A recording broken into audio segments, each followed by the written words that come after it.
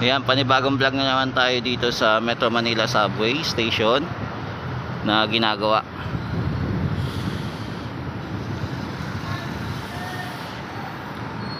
Yan, so may napapansin tayong pagbabago dito. May nakikita tayong mga bakal-bakal na nakapark muna.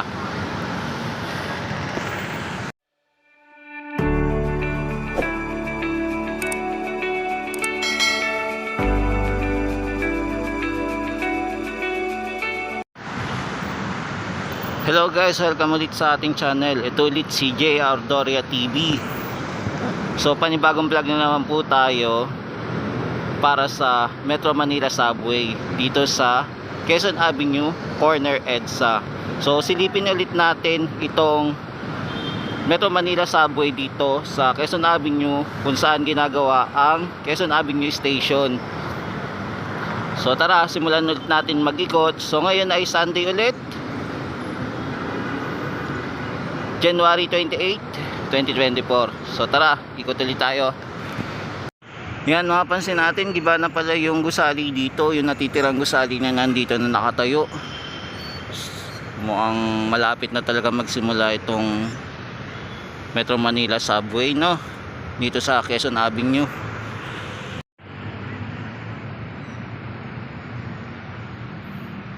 Yan, yung nakarang linggo din pumunta tayo sa East Avenue kung may mga pagbabago na doon. For the meantime, yung pagpunta natin doon wala pang pagbabago.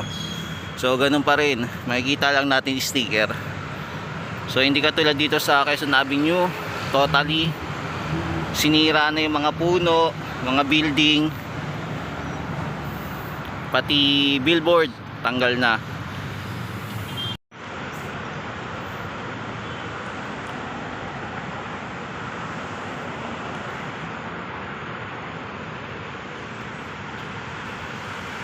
So itong Quezon Avenue Station, corner EDSA, ay malapit ito sa Abida Tower, Baita. Ayan, natatanaw lang natin yung paggawa. So ngayon hindi pa sila gumagawa ng bakod para harangan yung mga posibleng gawin nila sa loob. So ngayon open pa rin, so nakikita natin yung mga ginagawa nila pagbabaklas. At tulad noon, yung bahay na yon.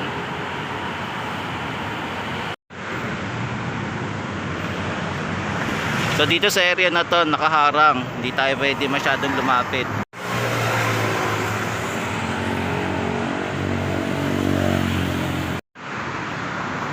Ayan o, may mapapansin natin, may nakapaskil na dito na ready na talaga yung project. May makikita na rin tayong mga container na posibleng maging office nila.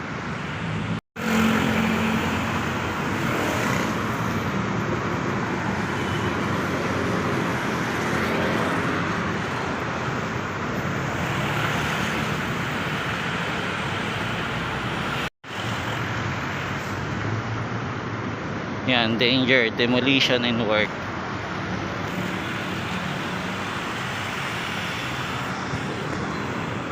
Tapos may nilagay din pala mga halaman dito, no? Tapos ito, ayan, may barrier na. Ayan, wala na, sira na.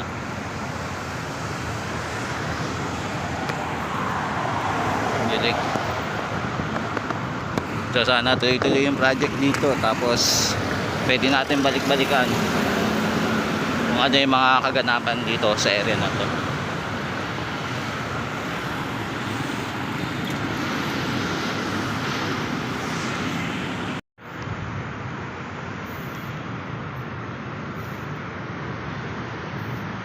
Yan, sure naman na pag natapos itong project na to, posibleng mas dadami yung mga building dito, tapos magmamahal pa, at dadami yung posibleng tumira malapit dito sa Metro Manila Subway. Katulad niya, may building na, tapos may iba pang din ata yung mga building malapit dito sa area na to.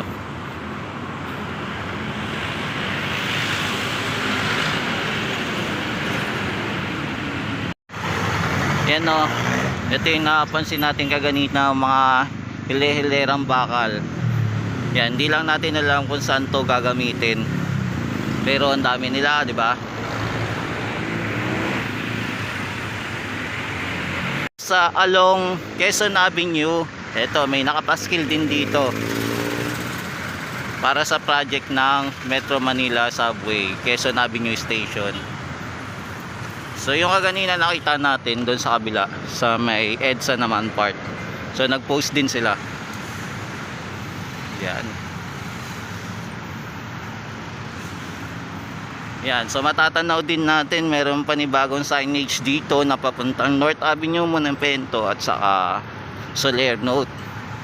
Yung nakaraan wala ito eh, pero ngayon meron na panibagong poste, signage kung saan sila pupunta. Yan, so sa ngayon ito yung makikita natin sa Quezon Avenue. So mga sa susunod na taon marami na naglalaki ang mga building dito sa area na to, lalo na tong Ayala part sa may Vertis North. Yan, after matapos itong project.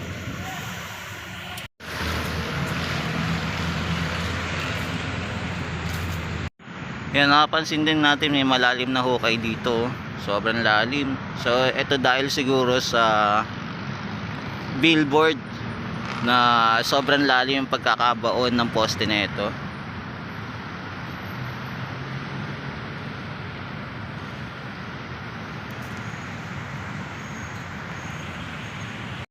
Yan guys, ito muna yung latest update natin dito sa Metro Manila Subway, Quezon City Avenue.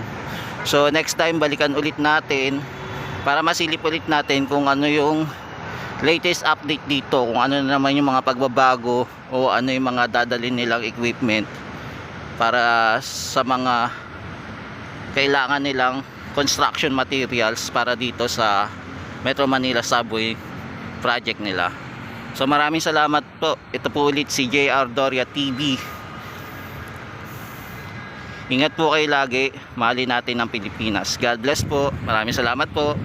Hanggang sa muli.